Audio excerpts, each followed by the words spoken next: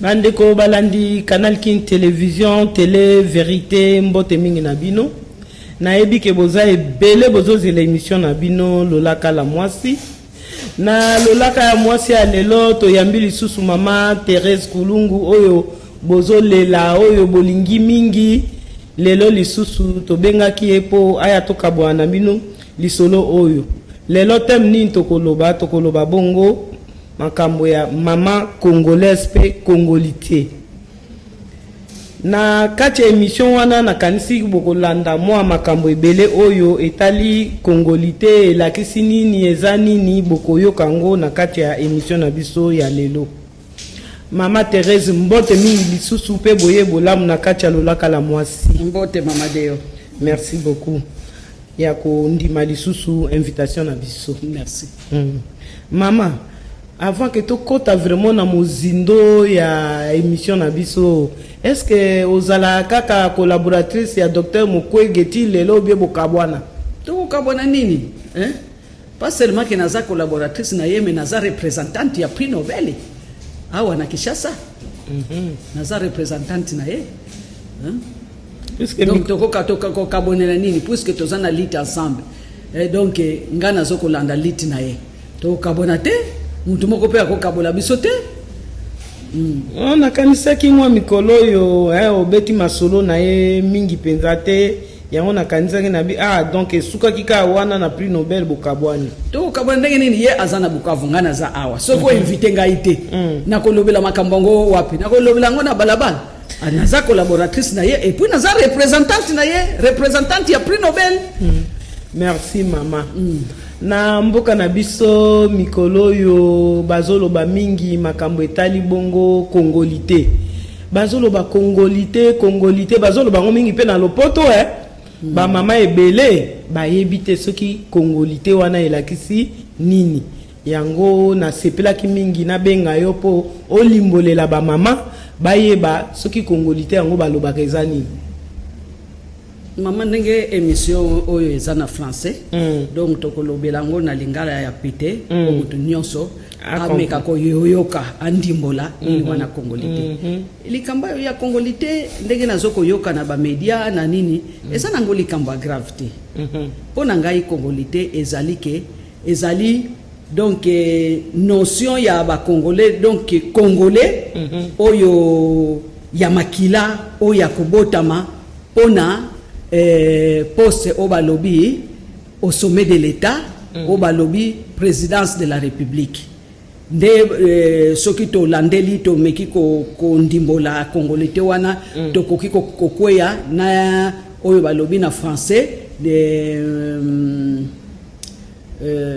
nationalité, naturalisation, adoption, ainsi de suite. Donc congolité pour na koyebisa yo ezali likambo etali congolais oyo ya makila pona sommet de l'État pona magistrature bon si qu'on a commis sous en français pona kokoma président de la République pona kokamba mboka Congo Congo na ba poste nyonso te mais soki na landi pona kokamba oyo etali azala papa ya ba congolais nyonso to lobi na français ke président de la République ba mususu ba lobi au sommet de l'État o ba mususu ba lobi na français magistrature suprême. Merci beaucoup maman.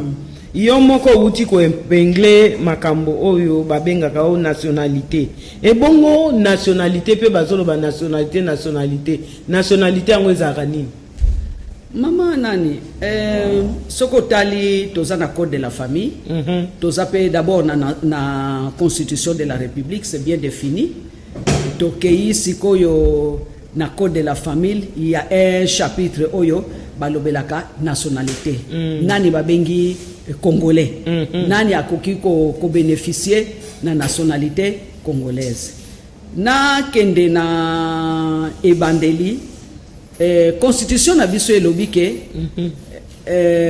nationalité congolaise donc et même nationalité na lingala na koki koloba ke kozala congolais donc kominye bakengai sikoyo naza congolais oza étranger te oza mopaya te mais ngai naza congolais donc ezali ba sorte moi ebele donc kozala congolais ezali na biteni misato soki nakoki koloba congolais oyo abotami na mabele ya congolais l'air nazo boloba ke muto abotami automatiquement na mabele ya congolais na mama yemo abotami na ndaku abotami na zamba na ba oyo babotami na bateau soki bateau wana eza congolais ata eza na Japon mais abotami mama wana azui ba nini ya travail abotami na Air Zaïre net to l'air to zalaki na ba avion abotami me akeko botomela wapi na likolo ya sol japonais bien likolo ya nini ya américain take abimaki na avion wana te eka abotameli na avion abotami na Congo donc automatiquement azana nationalité congolaise oyo lo wakake nationalité ya mabele nationalité o mususu to ko loba nationalité ya makila oyo ke père et mère ba congolais donc ba parents ba boti baza ba congolais ba boti mwana na bango ba congolais ozolanda nga nazolanda malamu ba pese mwana na bango automatiquement aza congolais ba o mususu ezali ke azana étranger ayana yekala ou bien abotami awa akomi na ye na ba 18 ans mais alobi ke ngana lingi malgré que ba parents nanga baza ba rwandais ba parents nanga baza ba malien ba parents na banga baza ba belge mais ngana botama nanga na Congo parce que soki mwana botami même kaka biso bana na biso ba toza ba zaïrois ba congolais toke na mboka Belgique bana na biso soki ba botami kuna na maternité ya kuna automatiquement baza ba belge mais maintenant l'era okoma na 18 ans azana choix ya kotikala soit belge soit azui nationalité ya origine na ye ya origine na ye donc wana ekosala choix alors et pas na biso pe ezandenge wana ba étranger ba yakala wa ba boti bana wa na sol congolais soki balingi bazwa nationalité ya mboka na bango bakoki kwa soki balingi batikala ba congolais mais il y a une procédure et puis likambo na lingi koloba ke constitution na biso et lobi ke nationalité congolaise ezali bo moko okoki kosangisa ngo te na nationalité mususu ça c'est la constitution soko tangi yango na constitution une est exclusive donc ezali nationalité ya congolais soko poni nationalité congolaise oko pona lisusu na nationalité ya mibalete donc soki même c'est même ezape ndenge moko pona ba étranger donc soko lingozwa nationalité congolaise otiki oyayo oyo balobi na français tu renonces à ta nationalité ou à l'autre nationalité okamati kaka oyabiso parce que oyabiso ezali be moko soko lingo koma zaïrois congolais otikali congolais libela kozala mibalete kozala misato te nde constitution elobi ndengwana. Merci mingi mama Thérèse pour l'éclaircissement wana mais mituna ezali kaka bana oyo babotami na union mixte veut dire entre partenaires il y a différentes nationalités bakozala na nationalité ni omoni mama eza makambo nyonso eza makambo ya intérêt mama aza congolaise papa aza belge très souvent tozaki komona nini soki union ezali normale mwana wana directement ou nini basali nyonso ke azala azwa nationalité belge mais d'un côté tomona pe awa ba belge na wana exemple ya pamba na zui parce que kozala pe ba américain ba kozala pe ba français ba kozala pe ba malien ba kozala nini baza awa ba bota pe bana awa ba papa très souvent ba bota bana batika bana batika ba mama wana batikala na ba mama congolaise batikala na bana na bango bana wana baza banani soki ba bota ma awa baza banani baza ba congolais. Vous comprenez? Dans un premier temps, botami na sol congolais, bazaba congolais. Alors, le problème musu c'est yo kobota make papa wana ezaki nango accident ndenge ba mindele bazaki kozwa bandeko na biso union libre et atiki na ye mwasi atikali kozala na zemi akenda na ye na munoko kaka ke o babota ye na portugais o babota ye na belge o babota ye na français mais moi na atikala na ye congolais omoni neti biso ba Congo tout ça ba matriarcat bana baza ya ba mama bana baza ya ba mama mais likamunion soana ezali problème ya choix mwana lera kokoma na 18 ans parce qu'il a commis majeur nde akozala choix soki asali choix ndenge kana zozongela likambo wana soki asali choix ya kozwa nationalité congolaise alors akoloba lisusu te ke ngai papa na ngai aza belge naza na nationalité belge oh papa na ngai aza français naza na nationalité française non et biso et pas na biso ou soit au renoncer au ya congolais ozui au ya ba étranger mais ceux qui ozui au ya biso il faut tika la kaka na nationalité wana puisque zape na bana mususu o babotama na kati ya union libre atikala komona papa na ete ozomona abokomi kaka na mama comme pa na bino système matriarcat abotami kaka na mama akoli kaka na mama ayebi papa teni nteme aza na poso na makila ya tata wana mais ye banda tata wana abota ye bamonana pete eloko moko pete bongo mwana ya ndenge wana comme bozomona loposo na ye ndenge mosusu akoki kozwa nationalité congolais te aza na nationalité yango nde nalobi soki abotama na mabele ya congolais aza automatiquement aza congolais a fortiori mama na ye aza congolaise bosiko mwana ya ndenge wana est-ce que un jour akoki kozwa pe candidat président candidat au gouverneur to na ba institution na biso ndenge ezali mama likambo wana ngai nakoki koloba ngo te parce que loi alobi yango te ozo comprendre loi a traité yango te alors nga nakoki ko se prononcer na likambo wana te mais est-il que tous ces derniers temps tokomi koyoka nani monsieur Noël Njani aye ko Njani ko résister likambo oya congolité naza na souvenir que na 2006 likambo wana ya congolité etokaki awa o congolité ayaki ko etufango mais sikoyo ebimi lisusu na monsieur Noël Njani abimisi likambo ya congolité ngai na monike likambo ya congolité wana epesi bato frisson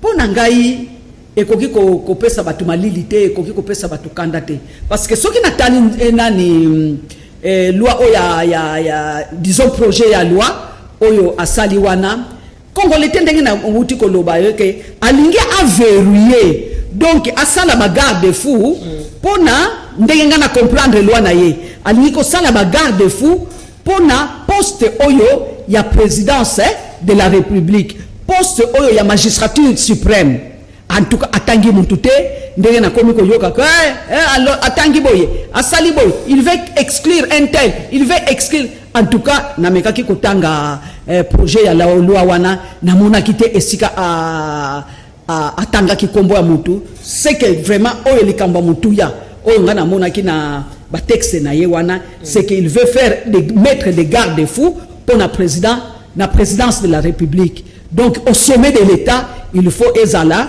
père oya kozala il faut ezala de père et de mère congolais ozala na magistrature suprême na biso ozala d'après projet ya loi wana. Maintenant il faut définir les raisons de père et mère congolais. Il faut tozala ensemble pour définir qu'est-ce qu'il entend ou qu'est-ce que nous entendons de père et mère congolais. Puisque yangonde mutuna na zatuna pona lobanabi moi si n'était pas na bino kuna moi boza système matriarcat mobali apesa moi si zemi akenda na e moi na kolia wa botamia wa tutu makamunyoso bon moi na ndenge wana ko pe ko zala tenter un jour à diriger mboka te parce que makila na yenda mbweza ya bisote. Maman, la loi c'est la loi.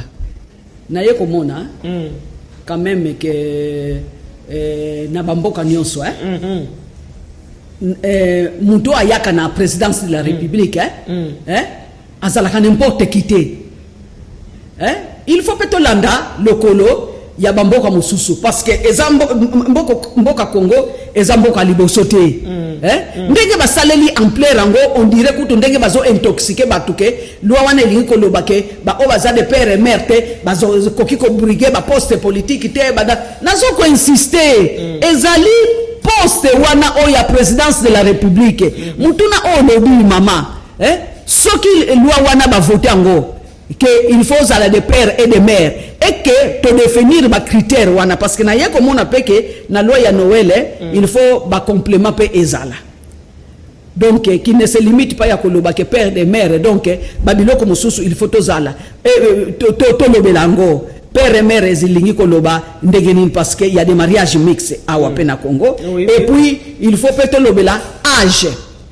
pour accéder à la magistrature suprême eza âge nini parce que tout le monde appelle ba makambo ebele ngai nazoko pesa tor na Noël njianité parce que depuis Afdel aya tina mokolo tozali tozape na ba expérience ebele pour na makambo ya congolité pour te makambo na ya oyo ya nationalité te inia ko Congo oyo koki kokota na yo oza na papier te bayebi esika ozate outi te toyebi ba école ba niveau d'étude na yo te toyebi ba parents na yo te toyebi ba collègue ya école na ya esika otangela te esika osala expérience et d'un coup yo wana okomi na ba poste stratégique ba état-major ba présidence de la république et tout ça.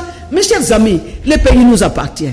Ngana moni quand même que likambo ya mabele il faut qu'on fasse de lango parce que oyo et puis atakuto tozolo belango na batwango oyo bazwaka ba poste wana oyebi ke baseka kabiso ah bon lobi alobaki ke azana ye congolais te okomona akomi na poste akomi congolais yo mona ngona mboka ni c'est comme je suivais un exemple ceux qui par exemple bazana na double nationalité ou bien mais ceux qui olingo comme président de la République pour nani seulement kaka olingi ka Congo o comme kaka président na Congo entre temps parlant na yo mususu kene pe na mboko na mususu pe o ko kipe ko postuler ceux qui peut pas kondima yo Congo est quand même peu poubelle te ngana moni ke loi wana na lobité ke naza pour na lobité naza contre mais likambo ya mutuya oyo etika kingai oye bendaki attention na ngai ezali ko verrouiller poste ya magistrature suprême ya présidence de la République ya président de la République parce que président de la République au-delà des lois il est au-dessus de la mêlée akoki ko zwa pe ba mibeko a se référer na ye na parlementaire a se référer na ye na sénateur azu décision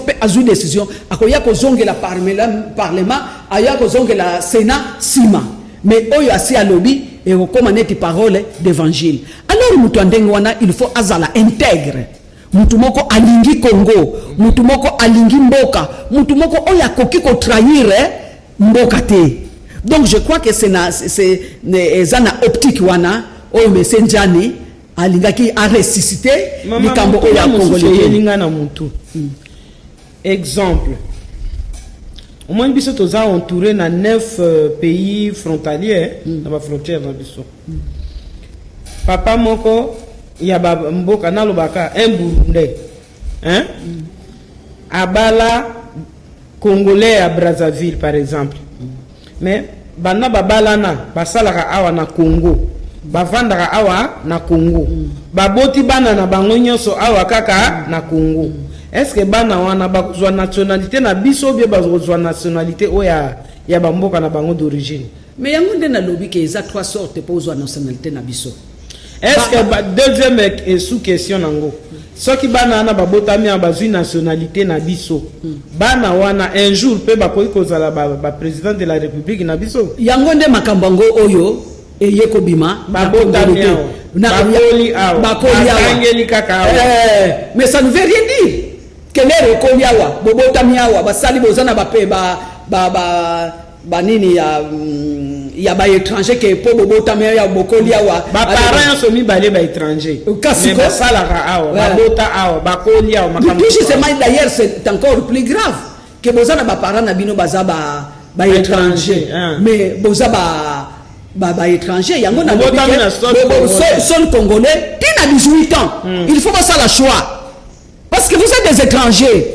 C'est comme nous. Alors ceux qui basali choix, il y a nationalité d'Abisso.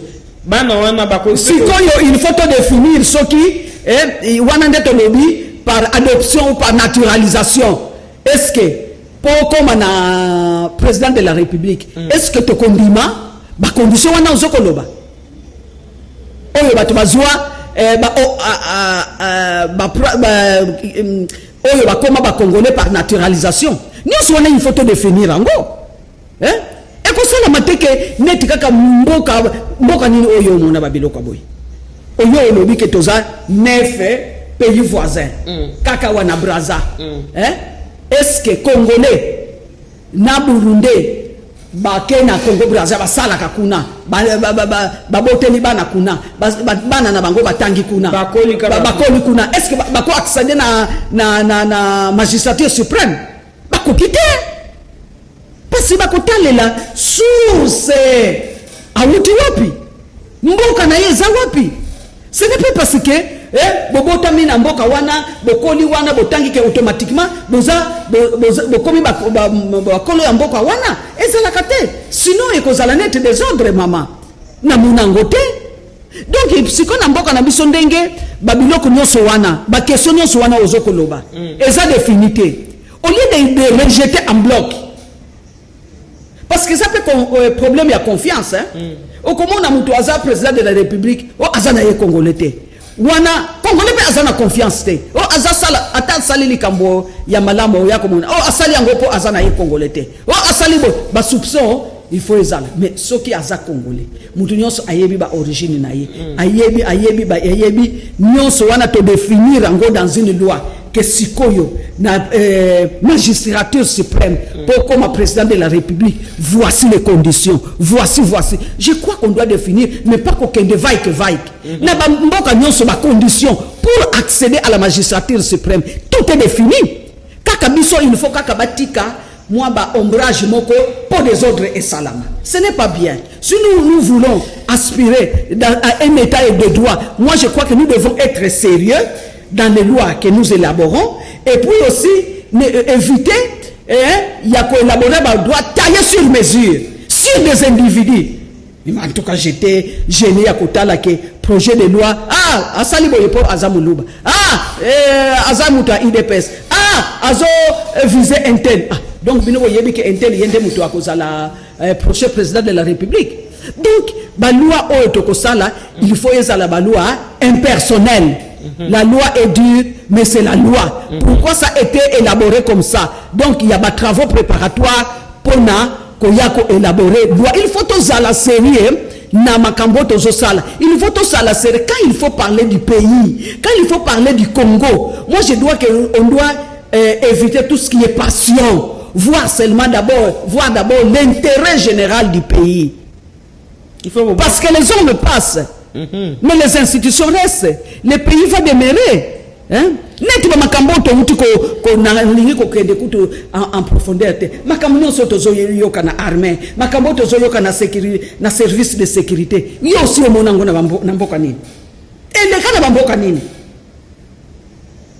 mais nous sommes devenus ridicules. Ce n'est pas moi qui le dis, mais il y a des rapports. Est-ce que le rapport il y a Nations Unies, est-ce que le rapport il y a Banini, est-ce hein? Pendant la journée, ce sont des Congolais. Les soirs, ce sont des étrangers. Et qui nuisent au pays où ils sont connus Sabango. Oyo bazabana. Bazaba dongola misite. Bazaba ndokete. Maman, et bongo soto longoli magistrature suprême. Hein? Bana wana babotami wa papa na étranger, maman na étranger. Akoko na ministre, akoko na député, akoko ma PDG na ba société. Bongo bana na biso yo baza na ba Belgique na ba France. Ndenge to linga politique ozoko mona bango te ke bazoko postuler na bango. Moi j'ai vu des bourgmestres, des échevins, tout ça. Mais Nanyango à cause de la première ministre belge, congolais, au de naissance. Maman, hein? Président de la République. Est-ce qu'il y a peut-être pas maman? Président de la République. On te met ça dans la biso, hein? Que Olali Olamuki na yo, au commis président de la République. Ba mais ça n'a rien à m'abêter, maman. Mais tout justement, ceux qui tolingi tobongisa mboko na biso, nous aspirons à un état de droit. Mama deo yango na ezoko loba, il faut tozala na ba loi oyo loi wana basali yango parce que toyebi ke intel mutu akoya. Parce que toyebi ke prochain après Tshisekedi basi ba pona ki mutu o ako remplacer ye. Eza bongote. Donc ba élection auto salaka ezalaka nango ya pamba. Non. Yango ce que j'ai compris na esprit ya loi wana. Il faut ba loi sin ba loi boni. Au moins na ba loi auto bazwaka na parlement, c'est toujours fragile. Parce que on vise les intérêts personnels, les intérêts privés. Ba loi nyonso o elekaka na parlement. Ozomona même ba loi oyo ya ba immunité. Et ça nyungu indigné bato. Mais là, vous êtes les représentants du peuple. Mais il y a qui bien. Mais vous êtes les premiers à vous indigner. Est-ce que vous avez dit que moni mama na yeko zongola likambo oyoke pour na collaborer ba loi na biso il faut tolongola ba sentiment même kutu ba projet législature pour ozala ba pona yo député il faut total à niveau ya moralité na yo parce que bato ba pona ka loi bazali normalement bato moko boya mayele bato moko o balingi mboka quelle que soit tendance na yo d'abord l'intérêt général et na souhaiter que éducation civique il faut ezongela na ba école kotangi sabasa bana na biso. Qu'est-ce que le Congo? Qu'est-ce que nous voulons du Congo? Qu'est-ce que le Congo est pour nous? Batang sabango pe nationalité, batang sabango pe congolité. Kasi na congolité na nationalité. Na landa film moko boy soki moi documentaire, mwana muke soki ya 2 ans soki ya 3 ans mais abandi déjà koyoka. Azokolela. Na télévision ayoki hymne national chinoise. Kolela wana ler kaka ayoki hymne wana mwana tiki kolela atelemi asali oyo eza patriotisme te yango. Donc depuis na ndaku na bango azana no mwana wake éducation ya patriotisme azana ngo mwana muke bebe kanisi 2 ans ou 3 ans image wana. Donc il faut to koma na niveau wana. Nous ne sommes pas encore une nation. Tous ça nous a sauté maman parce que nous réfléchissons en termes de clans, en termes de tribus, en termes des intérêts privés. Ezali mawa. Donc ce qui va loi ya ndenge wana ezali ko ya ba projet de loi ya ndenge wana au lieu to non to ça la léger il faut te fanda. To réfléchir totala esika nini mboka ezali kokende. Mama na sepeli mingi parce que makambo ya congolité nationalité ba mama ebele bazali komituna okomona ayebiti na nationalité te ayebiti na congolité te azolanda na télévision amoni bazoloba makambo wana atali amoni non ça ne va pas azape na ye po azo comprendre te ake koyoka makambo mususu surtout comme ba émission na biso ya bongo elekaka mingi na lopoto ba mama ebele niveau ya compréhension pe eza na se ba bazo comprendre ngo mieux baza muke au mona zo tuna ma yango makambo nini ngo bazoloba kuna tilanga chaîne mususu na landana makambo soke bazoloba makambo ezali très important pour notre pays yango moni na ponaki teme wana na kanisi ba mama o bazolanda biso na ngunga oyo moto na motazuma 1 plus na ye o ayebaki nationalité te ayebiki nationalité lobi boye o ayebaki congolité te ayoyebi siko congolité elakisi nini o ayebaki ke likamba mabele pe ezalaka soko obotamia ou bien obotamia wate na Congo bazwaka nationalité mibale te bango nyonso bazolanda biso liloba eza na mboka na yo likambo nini okoloba lisusu na bamama mpona makambo etali congolité mama pona makambo oyo ya congolité ye na projet ya loi wana ya professeur Nzane na yebite soki aza professeur nga na ye ko bakisa poste mususu ya état major chef d'état major donc ba poste wana mibale bakoki kopesa ngo na mutu aza na double nationalité te. Bon, mutu so azata na nationalité moko aboya oya bango ya origine azui ya biso akozwa poste wana par exemple na peso exemple chef d'état major toza congolais ye aza chef d'état major ndenge olobi ke toza 9 pays voisins azoko bunda tozo kende ko bunda na Burundi papa na ye aza Burundi ye anda aza chef d'état major ozo comprendre aza congolais yende chef d'état major toke ko bunda na Burundi mboka ya papa na ye ou bien mboka na mama na ye sentiment na ye kozala ni. Nous devons faire très attention. Mais avant d'akunate, akola kunate, yo yebi o mona kabano ekuto o babokola na bapapa na bangote balinga ka bapara o ekuto balobokola bangote koleka. Yes sir. Nano sala expérience wana te. Yo mama o bena mona malamu vraiment malamu ko yo mama o kufa nzala obokola mais jour bakoyebisa yo ke tata na yeye wana akobosa na yo abosa ni abandi kolanda papa na ye aza susu Zairoise te akomi Cameroun yo lingi Zaire mingi akomi susu Congolaise te akomi Camerounais akomi Malien akomi Rwandais. Nous devons faire très très attention. Il y a ba poste ya boye ba pesa kango na mutu mususu te. Il faut des critères rigoureux. Ezali kambo mabele, ezali makambo sécurité ya mboka. Ezali makambo mboka mama. Tozo likambo yo à la légèreté hein. Omoni ezape na bangolais mususu ba yape awa kala bazwa nationalité na biso. Baba omona bango ke bazoko kosenga ba postula comme président de la République. Omona bango mais na ba poste batikala na ba commerce na bango. Bangolais mais na ba poste pour mususu basala. Banani. Basala na bango mais président de la République te, chef d'état-major te papa maman. Hein? On a ba poste stratégique, donc on peut ça on a n'importe qui te. On il faut mwana mboka. Des critères de bien définis à mwana mboka. Likambo mabele. Je regrette. Hein? Bon, na période de AFDEL. Hein? AFDEL mutu yaka na ba Rwandais awati. Ba Rwandais ba yaka kovanda na biso. Ba linga pe basi awa. Ba boti pe bana awa. Siko bana wana. Bana bazawa.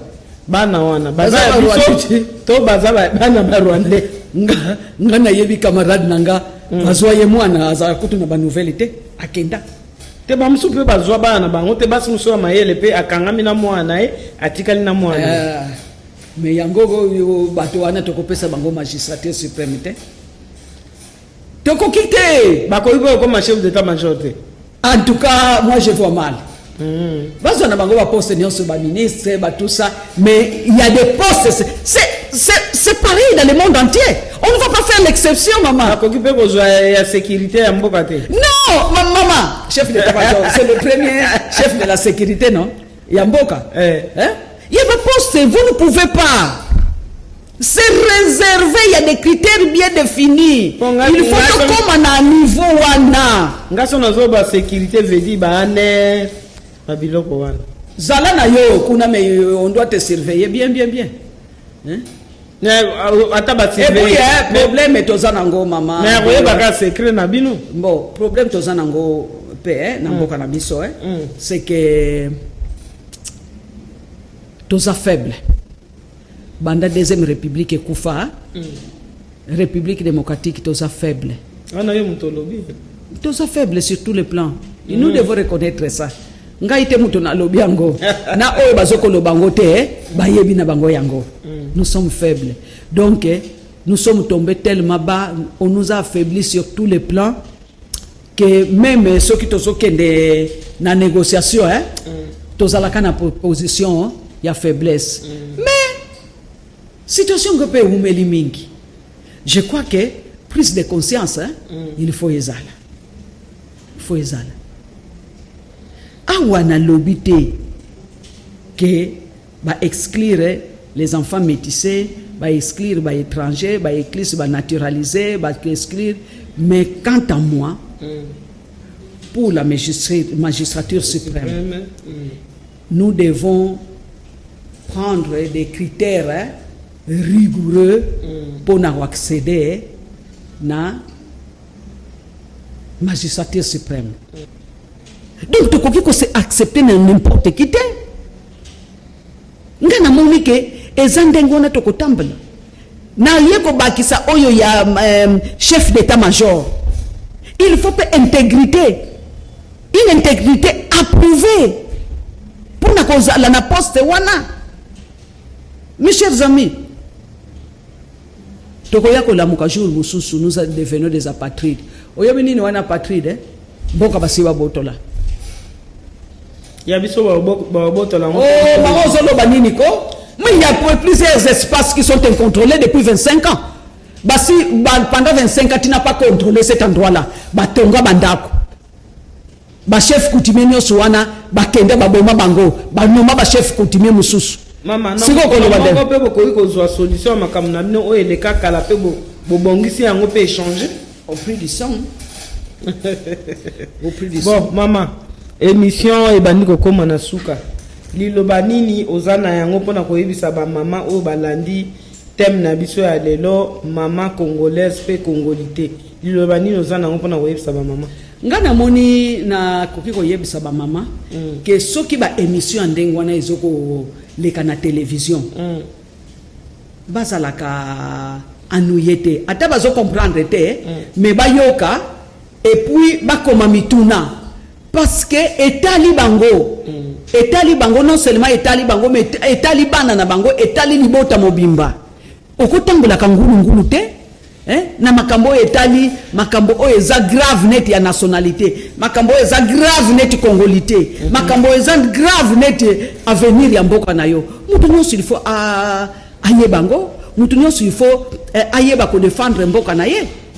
Pas plus tard que hier nazaki komona na mboka moko boy na école primaire bazoko ko yeko le sabana comment défendre mboka na bango na ba mapinga. Mais pourquoi on ne peut pas le faire chez nous na kenda vol moko nazo kende États-Unis to uti Union européenne tozo kende États-Unis na avion ya batu bona ba américain na batu mwindu na ya ba mwindu na ya ba mindele bakomi ko flotter drapeau ya ba américain et avion américain te comment na États-Unis presque na chaque ndako il faut mona drapeau ya bango bongo soki fête nationale ba suspendre ba ndako nyonso zo oleka ba suspendre ba drapeau na bango. Quel patriotisme! Il faut to comme à niveau wana même muke et loko nini oya mutu ya otozanango soki ezali mboka na bisote soki ezali Congo na bisote Congo to lo kaka congolais mais to lingi mboka na bisote to lingi ko tonga mboka na bisote même makambo ozoko loba wana ba mama il faut balandango batala ka badungula miso o bazoko bomambango parce que ko bomambango ezaka ko bomba batune na ST batu nyonso bazoko yiba misolo na biso oyo IGF azoko bimisa nini batale la bango parce que dans des ba élection ekoya poto voter bango ta ba yeli biso sac ya sucre ta ba yeli biso mungwa ta ba yeli biso ba t-shirt ta ba yeli biso masanga to ko voter bango te parce que azoko bomba biso pendant que bazoko yiba ba millions de dollars mais kendi na mema yemo il y a ces gens là qui manquent 500 francs moins $1 pour la consommer aspirine. Mais il y a des millions. Oh, aïe 10 millions. Aïe 12 millions. Aïe 40 millions. Oh, bon, on est bimila kawapi. Ngana tunaka. Bon, on est babimisa kango ndegeni. Et puis en espèce, bamema kambongo wana ndegeni. Merci maman. Ngonga ekoki. Moi ton continuer ezate. Liloma moko pona ba maman ndengeni bakomi batela na période oyo corona et matili susu mingi na kati. Ba pesi déjà ba mesure ya komi batela. To lata ba masque. Restez chez nous. Ceux qui va visiter ba ye zala rigoureux. Sala bango, sala distance. Tu n'es pas obligé à kokotsa bango na ndako parce que ceux qui ont eu maladie wana parfois ba visiter wana ba koyate, ba komona na te. Donc il faut qu'observer ba mesure wana. Botika ba visite ya pamba maladie wana ezali eza grave. Merci maman Thérèse pour répondre na invitation na biso. Bande ko balande na kanisi ba mama mutu na mutu azui en plus na ye na kati ya lolaka la mwasi. Maladie ezali mutu na mutu ami batela lata masque na yo ko ba visite pa en pamba na kati ya mabota te mutu na mutu avande pa na ye po bison soto mi batela oyo a contaminé moninga te moninga pe a contaminé te puisque ceux qui maladie panzani mboka mobimba ekozala malamu te pona mboka na biso. Bande ko batali nde tokutani na bino vendredi prochain soki bolandaki na bilili o nyoso bolandi lelo topesa merci na Mike Kamwaka wa azaki na réalisation topesi lisusu merci na le sapeur na biso Takidi sans oublier Pati Sumbupe Guy Poutou o basali ke bolanda biso ndenge bolandi lelo tokutani na bino vendredi prochain à 17h.